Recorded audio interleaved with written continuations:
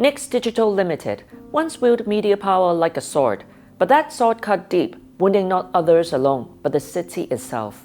When it violated the Hong Kong national security law, the story became one of global contention. Since Jimmy Lai's arrest in August 2020, the world has watched Western politicians constantly stepping in, attempting to turn a criminal case into political play. 5 years later, after a marathon 156-day trial, the verdict was finally delivered: guilty. It is believed that he will spend the rest of his life behind bars. And so, HKGpao and Silent Majority for Hong Kong have joined hands to produce this 4-part documentary series, Jimmy Lai's Half a Lifetime of Transgressions.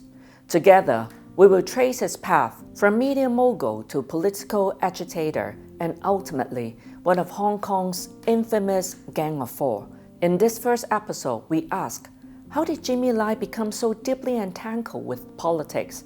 How did they, Hong Kong's Gang of Four, come to be? And what made Lai the leader among them?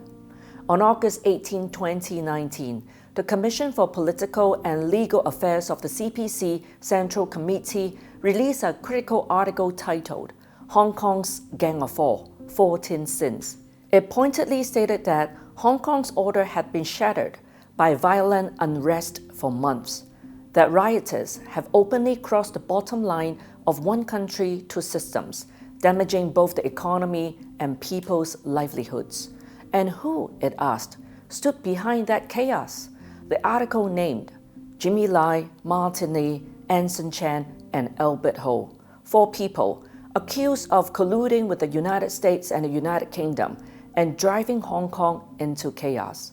Among them, Jimmy Lai stood out, not just as a member, but as the leader. He bore, it said, 3 major sins. The first, willingly acting as a pawn for the United States, even inciting extreme illegal activities throughout 2019. The second, manipulating public opinion, colluding with Martin Lee between politics and media, and continuously stirring up unrest for years. And the third, betraying Hong Kong, all for U.S. interests. In July 2019, Lai traveled to Washington. He met with then Vice President Mike Pence, Secretary of State Mike Pompeo, and National Security Advisor John Bolton, all to discuss Hong Kong. Was that journalism or lobbying on foreign soil? Even when the crimes of Martin Lee and Anson Chan were discussed, Jimmy Lai's name echoed again and again, appearing as a threat connecting wave after wave of unrest. From the march of July 1, 2003 to 2014's Occupy Central, every movement, every slogan of resistance, somehow his shadow lingered nearby. Especially his relationship with Martin Lee. Did you know Jimmy Lai's second wife, Teresa Lai, was a sister-in-law of Yeung Sum's wife, the wife of the former Democratic Party vice chairman? That link between Lai's gateway into politics. Through Yeung Sum, he forged an inseparable bond with Martin Lee, and as a Catholic, he was even introduced by Lee to Cardinal Joseph Zen, who baptized him. Over the years, Jimmy Lai became more than an ally. He became a benefactor. His donations flowed generously to opposition figures, fueling their political ambitions, whether at discreet private dinners, amid the chaos of Occupy Central, or at unlawful assemblies during the 2019 riots. Where Lai appeared, so too often did Martin Lee. Even under the label of traitor, both men seemed unfazed, almost proud. In 2007, Martin Lee declared that if fighting for human rights meant being called a traitor, then he would rather be a traitor forever.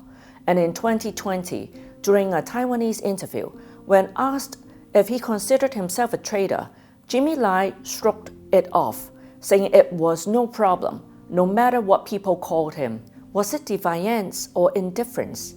When Jimmy Lai's national security case advanced, witness Chen Chi-Wah testified that in June 2019, he met Lai through Martin Lee, seeking funds for newspaper ads. Soon after, through Lee's introduction, he connected with Lai's former assistant, Mark Simon. That testimony revealed something undeniable: the close ties between these two men, one in business, one in politics. Together, Jimmy Lai and Martini became the engine of Hong Kong's opposition, the machinery that kept unrest alive. Thick-skinned, wealthy, and ambitious, Lai used his power to dominate, bankroll, and weaponize the opposition camp. He repeatedly stirred up tensions, planting seeds of anti-China division. And in 2019, leveraging the so-called opposition to the extradition bill, he detonated a political bomb that plunged the city into chaos. And after years of turmoil, Hong Kong's Gang of Four met their fate under the national security law. Some chose silence, some fled the political stage, others became defendants. As for Jimmy Lai, he could not escape justice. Even then, Western politicians and media exerted pressure demanding his rescue. But behind all that noise lay a bitter truth. The West's political investment in Hong Kong had collapsed. And Jimmy Lai, he was a living symbol of that loss, proof of a long entrenched allegiance to Western interference. Jimmy Lai's venture into politics was inseparable from his media empire, one built on sensational headlines and scandal. His platforms evolved not into journalism, but propaganda. Under the pretense of democracy, he exploited delays in Article 23 legislation, aligning himself with Western anti-China narratives.